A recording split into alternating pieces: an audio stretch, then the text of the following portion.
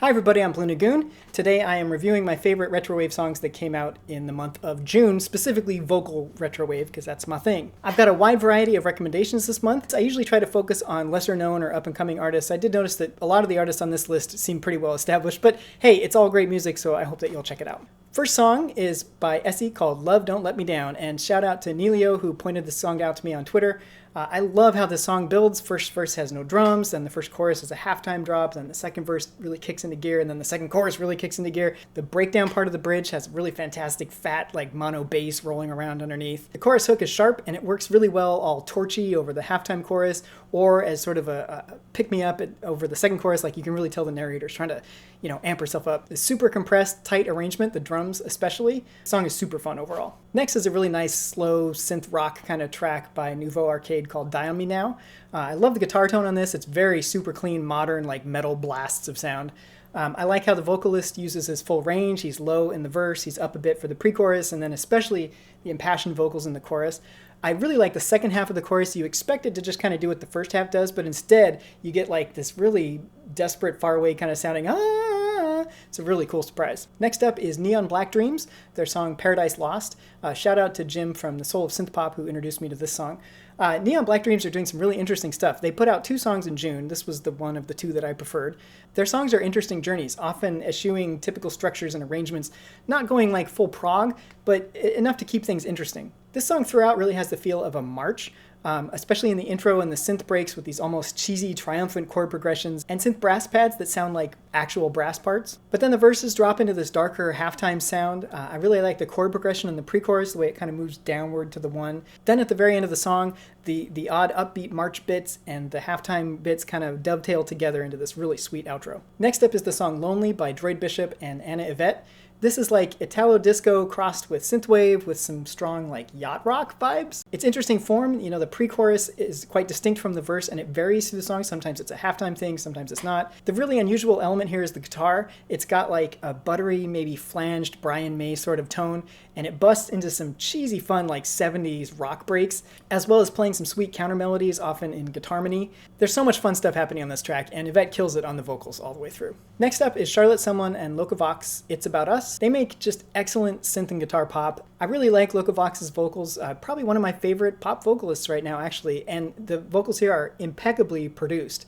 I love the shimmer and the air that they have, and you can hear every bit of expression in her singing. The arrangement as a whole is nice and open. The first couple times that I was listening to it, and she sings like the first phrase in the verse and then just kind of stops and the music goes for a little bit. And at first it was a little disconcerting. Like I'm just so used to like songs being kind of packed full these days that this one really lets it breathe and lets it build. And so when that chorus does come, it's really satisfying. I really love the growly rhythm guitar part and the bell synths that pop up later in the track.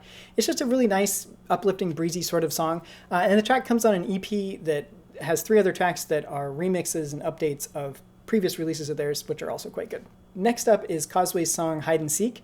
This whole album that this song comes from is just big and atmospheric and worth checking out. This is my favorite song on it. It's got a great sense of space, thanks largely, I think, to the really big, huge, reverby organ pads. I feel like I'm standing in front of a stage and the singer's right there, but then we're in a cathedral and I can hear all that sound bouncing around. My favorite part of the song is the vocals. Like the vocals have been pretty understated for most of the song, and then at the end there's an octave up vocal part that comes in, and the song really digs in for like the last minute or so. Next up is Priest with Blacklisted. This is a total 9 Inch Nails homage, and I love 9 Inch Nails, so I'm quite partial to it. It's got a classic like Phrygian synth line and escalating rapid fire vocals in that classic kind of angsty style. A couple of the rhymes feel slightly forced, like "too bad your suspicions make you raving nuts," but it still works. And I really like the echoey pluck synth that comes in the chorus, and I love the line, "You think I'm paranoid? I'm just a realist," and the way that is delivered is perfect. Song's a good time. Check it out. All right, next up is 2D Cat song "The End of the World." Probably one of my favorite themes in pop music lyrics is us against the world, where 2 people are stronger together, or they can face anything as long as they have each other, that kind of thing. A subset of those songs is the "Everything Sucks But We Have Each Other" song, kind of like this one. It's a very simple song. I think you hear mostly the same repeating chords throughout the track, but it sets a lovely melancholic mood.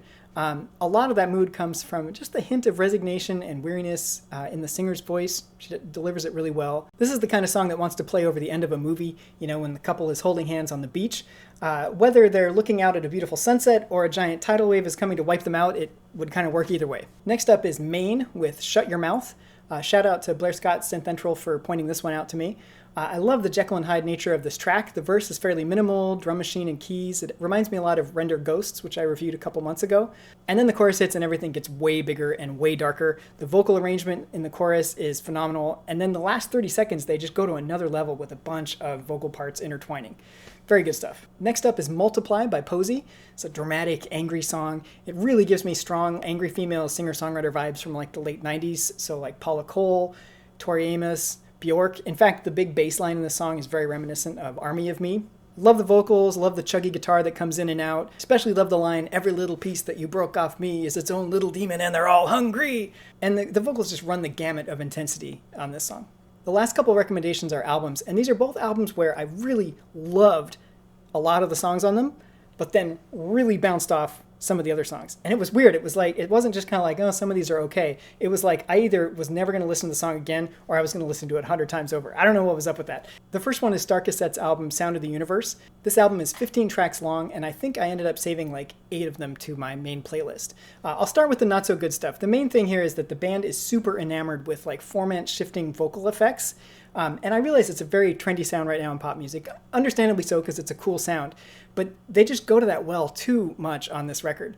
And then there's a lot of talking. One song has like a meaningless talking sample of a pilot. One song has like a dude doing some talk singing vocals. Yeah, not my thing at all. But let me talk about the tracks that I really liked, because like I said, there's like 8 or 9 amazing tracks on this album. Billy Boy, the opener, is rich and atmospheric. I really love the way it kicks things off. I love the "Oh Billy Boy" refrain at the end of each stanza. There's a cool synth solo. There's, you know, just a nice little bit of darkness to the lyrics. Honey has really fun 80s production. It's, you know, Whitney Houston style dance pop song. I love the bridge in it. Sound of the Universe, the singer gets to cut loose a little bit. There's some nice ad-libs at the end. There's some nice harmonies throughout. So I Stay is one of my favorite songs on the album. It's got a super catchy, quick rhythmic singing in the chorus. When the harmony comes in the second part of the chorus and is moving along, that's like one of my favorite moments on the entire album. So don't skip this album. You may end up like me and bounce off a lot of the tracks because of some of the gimmicky stuff happening, or you may like those songs, but there are enough really fantastic songs on this album that you should check it out. And finally, I have the album Remember the Magic by Junatime. Shout out to the YouTube channel Tastes Like Music. They were talking about this album, and that's how I discovered it. I'm glad I did. It's fantastic. Junatime's voice is definitely the centerpiece of the album. It reminds me of a combination of maybe like Stevie Nicks, especially in the way that she holds her notes out. Maybe a little Mariah Carey in the low register, maybe a little Kate Bush in some of the higher vocal lines. Anyway, put it all together, you just get a fantastic singer. The arrangements on the album are very fun 80s arrangement. There's lots of very famous synth sounds, a lot of DX7 presets. I think I heard the Emu 2 Sakuhachi sound. The analog bass sounds they use are really nice and fat. The guitar processing, you know, is very 80s, heavy chorus, heavy reverb. And the arrangements are classic 80s pop rock style where it's very synth driven, there's a lot of electronicness in the drums, but then you also have sort of almost hair metal guitar chugs and leads and stuff in the song too. I'm a huge fan of that sound. In fact, shameless plug, if you listen to my most recent single, it's all about that sort of combination. The title track has an incredible vocal melody. The chorus where she goes, she kind of comes down, she goes up. There's some really cool harmonies, just really phenomenal vocal lines in that song. The lyrics may push just slightly far into nostalgia bait, but the melodies elevate the song. The second track, 1,000 Hummingbirds, is probably my favorite.